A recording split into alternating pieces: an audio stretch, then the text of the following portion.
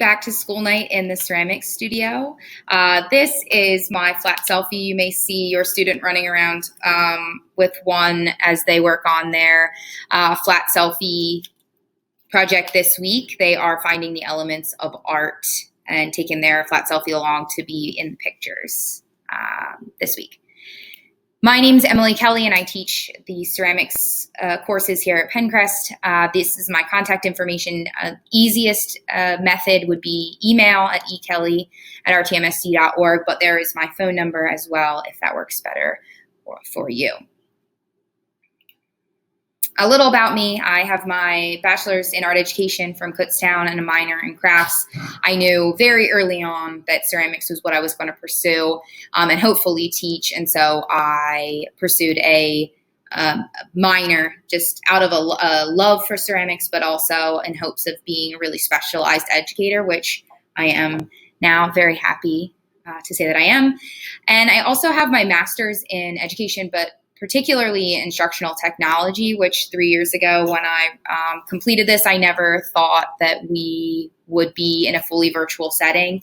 So it's been a really interesting ride, a really interesting transition, and finding ways to take a really primarily 3D course that involves manipulatives with your hands and bring it online, at least for the meantime, in a meaningful way, and how we can continue to use resources online to supplement our in-class instruction, which has been kind of really exciting. This is my 9th year teaching art, my 7th year here at Pencrest teaching ceramics, and this is 100% my dream job. I'm very lucky.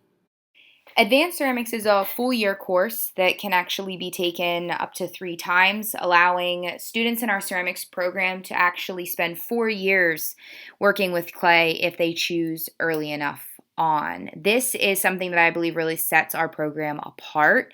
It's something that is rather uncommon to allow students that large of an amount of time to work within the same medium if they choose. This really sets our students up for success when it comes to portfolios applying for art school.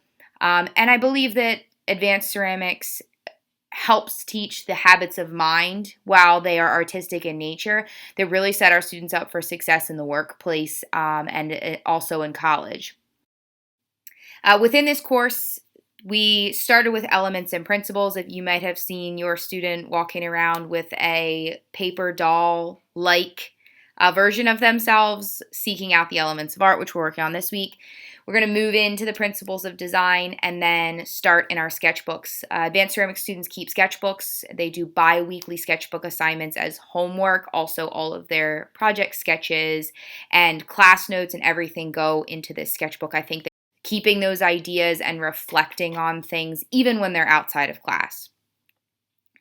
And then we're going to move into some projects this year that are going to be smaller in scale just because we need to transport them back to school.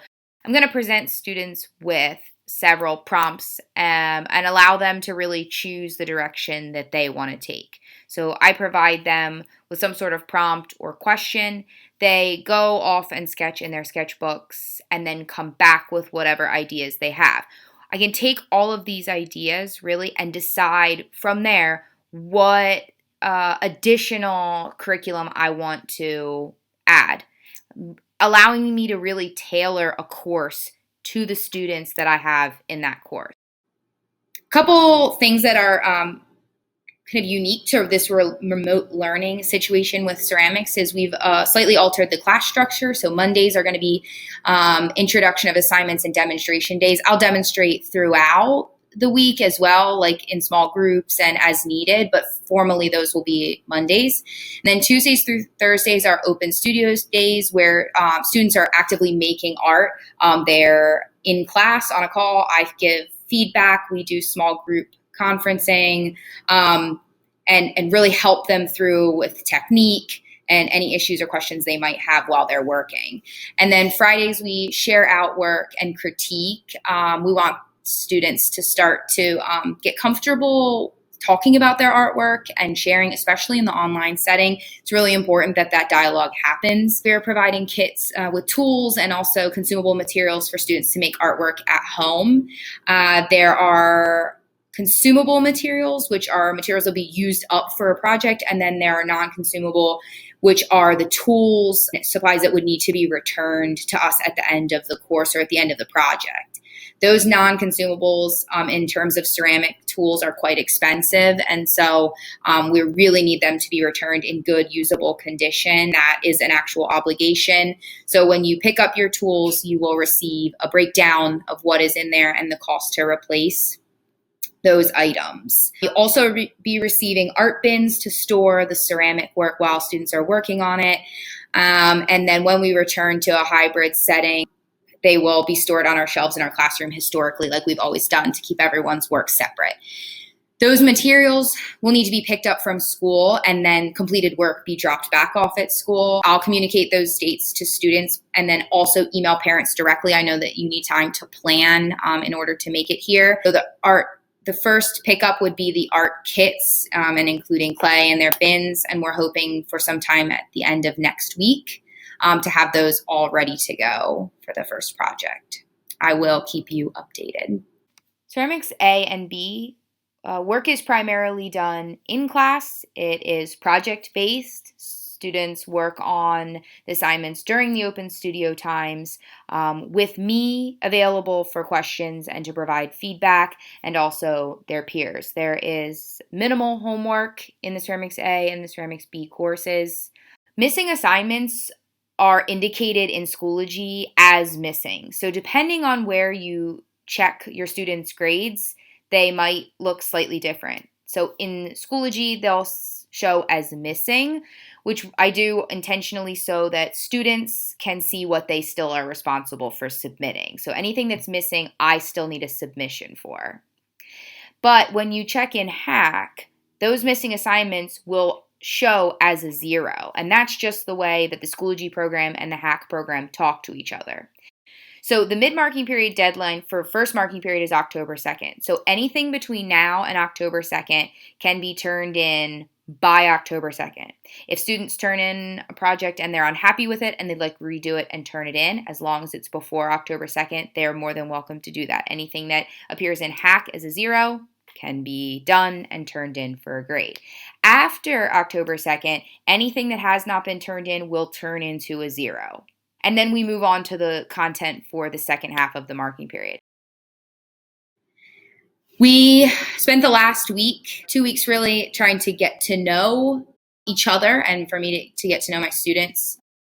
And so we did that through a project called Get to Know Me Assemblages. And assemblage is just a collection of items that's arranged in a cohesive and interesting way with a good composition. So we had students select at least 6 items that represented themselves. So the things they like, the things they do, the things that are important to them, find objects that represented that, arrange them, and photograph them in an interesting composition. We discussed lighting, how to photograph your artwork correctly, symbolism, a variety of different topics. And their work was absolutely stunning. So there's a couple examples. Talked about some of the ways that we can use color and composition and how do you bring in texture, and it really opened up a lot of interesting discussions. There is a wealth of information in Schoology that I wanted to point out, including the course syllabus in detail. I've covered quite a few topics from it in this video, but if you want to read it in its entirety, more information about art kits, office hours, clay safety, all of that. If you go into Schoology on my main page here,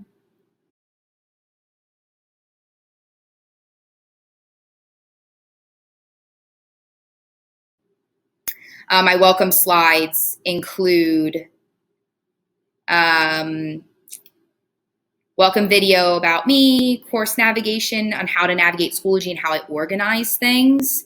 I am using units and modules, and they go in order. So each thing should be completed before the next item is started. And I use the calendar. So assignments populate in students' calendar and here on the side under upcoming, so they know exactly what is due when. And then there are also links to the syllabus there as well. My office hours, you can click here and sign up for a particular time slot. during my office hours at the end of the day. My contact information and additional resources, the art course contract, Zoom etiquette, some tech things. And again, if anyone has any questions, feel free to email me at ekelly@rtmsd.org, and I'll do my best to answer them for you. I'm so glad that you were able to attend virtual back to school night. I would have loved for you to get an opportunity to see my classroom, so hopefully that happens at some point this year.